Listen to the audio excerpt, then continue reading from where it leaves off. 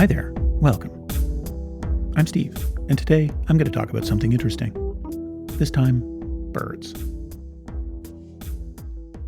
I have a very strong attachment to the birds in my neighborhood.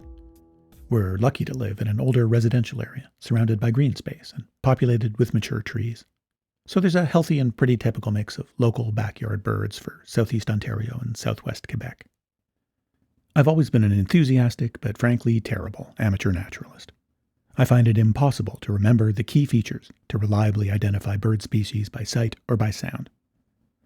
The Merlin app does a lot of heavy lifting around here, because I am very fond of being aware of the birds who live around here or who pass through as seasonal visitors. After a few years of specific effort, I can mostly distinguish between the small repertoire of sparrows that regularly visit us. That said, I'm very reluctant to call myself a birder. Looking at it from the outside, it seems like the difference between being into birds and doing birding is often one of formalization or gamification, revolving around checking off life lists and seeking out rarity. This has consequences that I find alienating. Like it's seemingly common in birding circles to refer to everyday species as shit birds or garbage birds, presumably because they are trivial to find and don't contribute to your life list. I love the birds I live with precisely because they are familiar and common. We live together, or at least in some sort of community, and I welcome them as my neighbors. So at least in how birding has come to me, admittedly, largely in unflattering pop culture representations, there's a pursuit and a grasping in it that I don't relate to. But at the same time, I can certainly see the progression from casual noticing to keeping track of your sightings to wanting to expand that list as a mark of accomplishment. And like anything else you do a lot and get good at, it's rewarding to challenge yourself.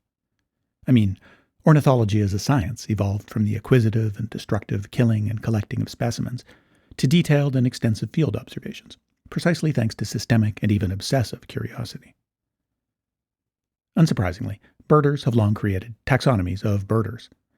Folks particularly driven by a list-focused obsession with novelty are sometimes dismissed within the community as listers or twitchers. So I can see that the birding tent is large. And I mean, there's something very funny about me going to the effort of creating a whole podcast episode basically saying, I love birds, and yet disavowing being a birder. We humans are taxonomizing animals. Our minds love to find patterns and impose order and categories. This leads to the centuries-long cataloging of animals, notably birds, and it leads to the definition of collective and personal identity based on patterns of inclusive identification and exclusive rejection. I'm fascinated by borders and criteria and how we divide this from that. So, am I or am I not a birder? Probably yes and no if I'm honest, and depending on who you ask. Being a birder is probably a matter of degree and not one of categorical distinction. This push and pull around matters of identity and definition also plays out in how people understand human being as both within and without the natural world. It's a cliché by now to point out that the affluent urban West has become disconnected from what we call nature, thanks to first industrialization and more recently the digital service economy. But there's a centuries-old tendency to oppose the ideas of nature and culture or nature and civilization that doesn't stand up to critical scrutiny. Not least because the idea of nature is indeed just that, something posited largely to define civilization, much as the idea of the animal is posited to set apart what is uniquely human. And birds play an interesting role in how we see ourselves and how we relate to nature.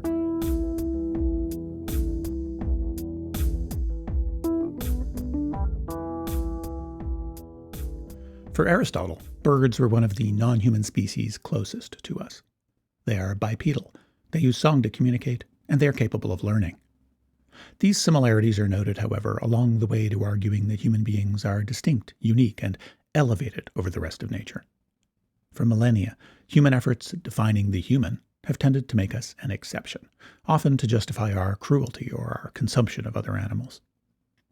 The ancient Greek desire for classification and elevation, the Christian concept of dominion over nature, and the industrial destruction of habitat for agriculture and construction all share a sense of human separateness and therefore impunity.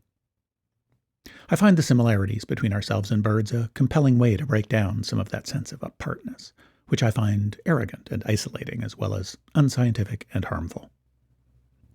From ancient times to today, people have been fascinated by the fact that some species of bird can imitate human speech. But this superficial and mechanical repetition just scratches the surface of the qualities we actually share with birds. Eurasian crows, for instance, not only use tools, but can assemble multi-part tools and even follow relatively complicated, multi-step chains of reasoning. Their ingenuity and adaptability uncannily encroaches on what we like to reserve as human cognitive territory. Various corvid species have been shown to be sophisticated at deception. They often steal food from one another, and so they behave differently when they are observed. They'll fake out a hiding spot and only return to a tasty morsel when they think no competing birds can see. And they are remarkably good at knowing whether or not another bird can likely see them. They can visualize, strategize, and plan. It's also been known for a long time that crows can recognize and distinguish between people and recognize one another.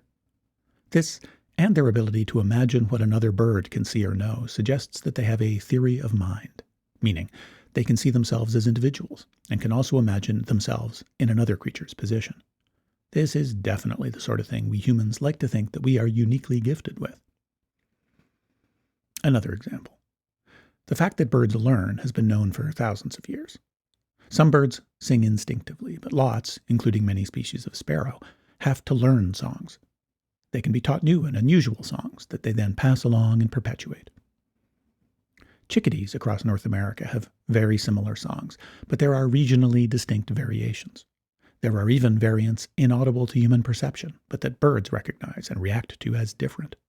The durability of these variations from the norm suggests that the birds might be said to share a dialect or even a culture. This coherent and durable collective local variation in expression is based on individual capacity to learn, and it demonstrates what we might otherwise like to think of as distinctly human traits. So we see in birds, who are very obviously not even our closest genetic and evolutionary relatives, some of the qualities traditionally used to define human beings as not just apart from, but above the world of animals. I'm personally very happy to see Homo sapiens as part of the complex tapestry of animal life, and not as some sort of elect being held above natural and evolutionary processes. And I value my bird neighbors out of a sense of kinship, of our being connected, despite our extraordinary and irreducible differences.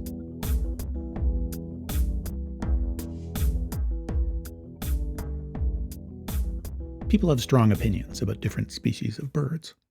Relatives of mine just can't stand starlings because they see them as obnoxious, pushy, and aggressive. For thousands of years, people have denigrated cuckoos, and interestingly, also described them as similarly hated by other birds. They have become symbols of sneakiness and deceit. Cuckoos are brood parasites. They leave their eggs to be raised by other birds. And in some species, young cuckoos actively kill off their host birds' young or outcompete them for food. In humans, this would be definitely evil behavior. But they're birds. In the animal world, brood parasites are an amazing example of evolution finding and filling an ecological gap with a successful strategy. Bringing an emotional and ethical lens to the world of animal behavior is an extremely human thing to do, and so is turning birds into metaphors for morality.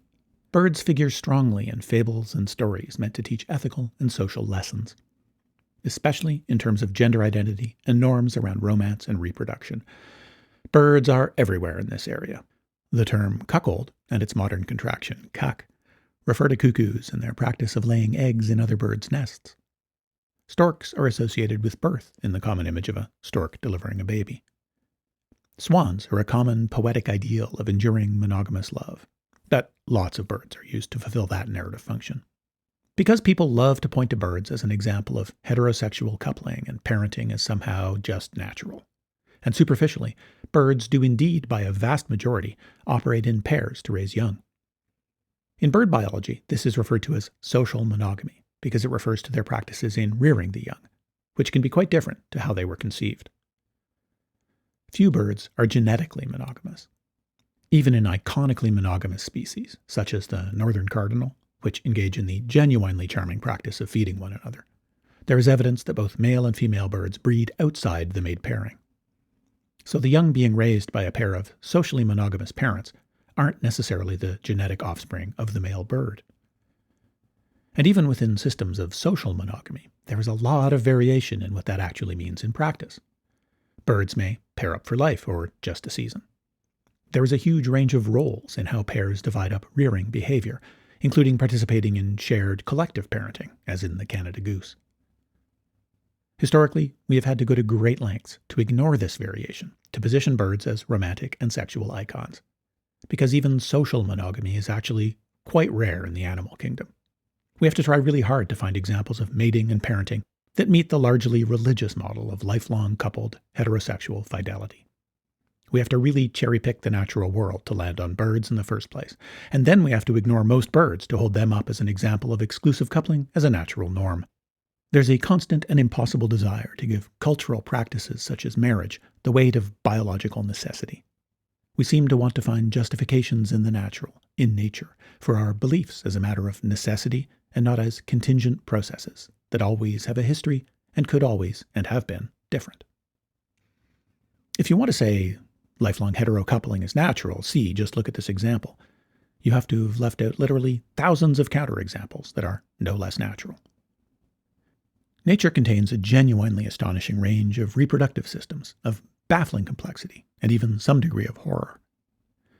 Using any sort of comparison to other species to defend our cultural norms is just doomed to failure because of the unbelievable diversity of ways that organisms operate. People all over the political spectrum want to defend their ideas about ethical behavior and collective forms of life as rooted in nature, as somehow necessary and natural, and not just arbitrary and changeable matters of culture. Many of our more general attempts to define the uniquely human, such as intelligence, forethought, tool use, and communication, actually position us within a natural spectrum of similar capacities found in other creatures. And many of our attempts to justify beliefs about interpersonal behavior ignore the magnificent variability of how organisms operate. At the same time, the philosophy and popular culture of the West are suffused with an age-old desire for categorical difference. There's a frustrating double logic where we tend to set ourselves apart and above the animal world, but also to look to animal examples in an attempt to prove that various ideas about human behavior and culture are natural. We want to both hold ourselves above nature, but also to justify ourselves on its basis. So the characteristics we assign to birds become the lessons we are meant to draw from birds. This sleight of hand lets us at one and the same time treat nature as a source of wisdom, but also hold ourselves aloof. It's like the case Judith Butler makes about the artifice of distinguishing sex as a biological reality and gender as a social construction. That distinction, the expectation that biology and culture are categorically different, is itself a product of ideology and culture, and therefore the sex-gender distinction is produced on the basis of gender. Ultimately, the nature we look to for validation is one that is defined and delineated by our own choices and ideas, meaning it's caught up in the concept of culture we try to distinguish and defend either on its foundation or by rejecting it.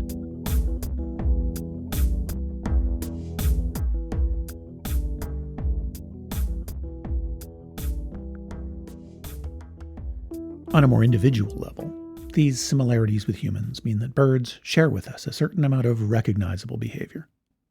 We can see and identify with the basic requirements that motivate birds.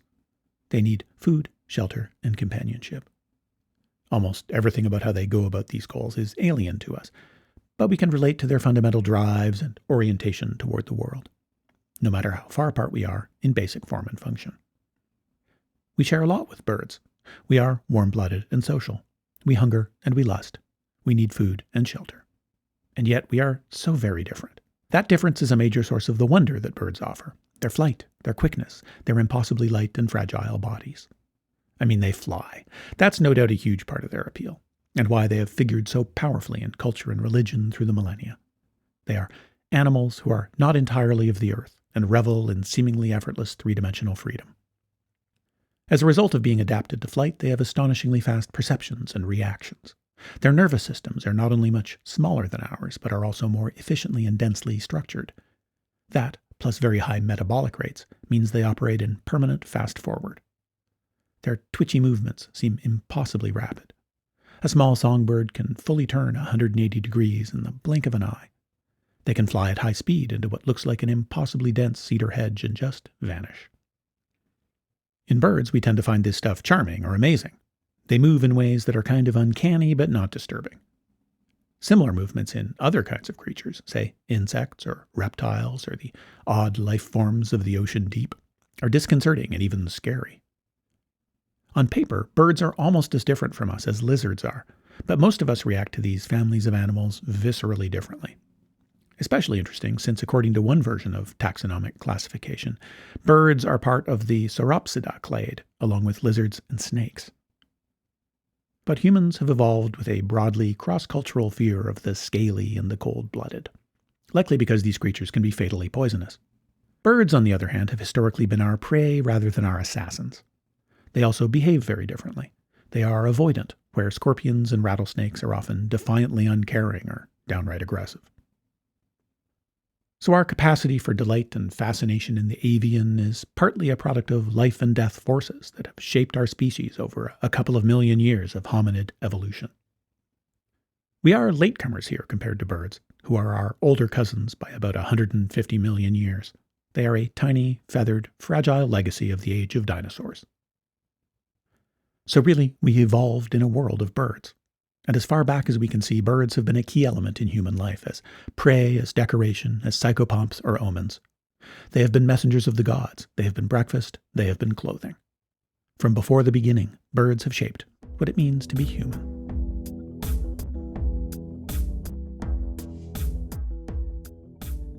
My relationship with birds is generally one of gratitude and wonder.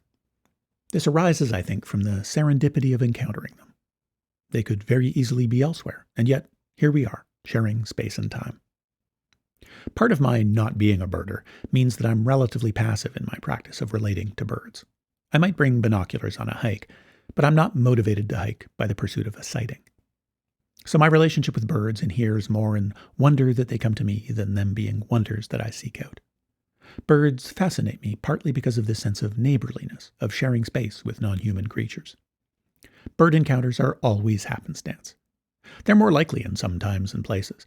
We rarely go a day here without seeing northern cardinals, but still at the whim of circumstances that we can only guess at.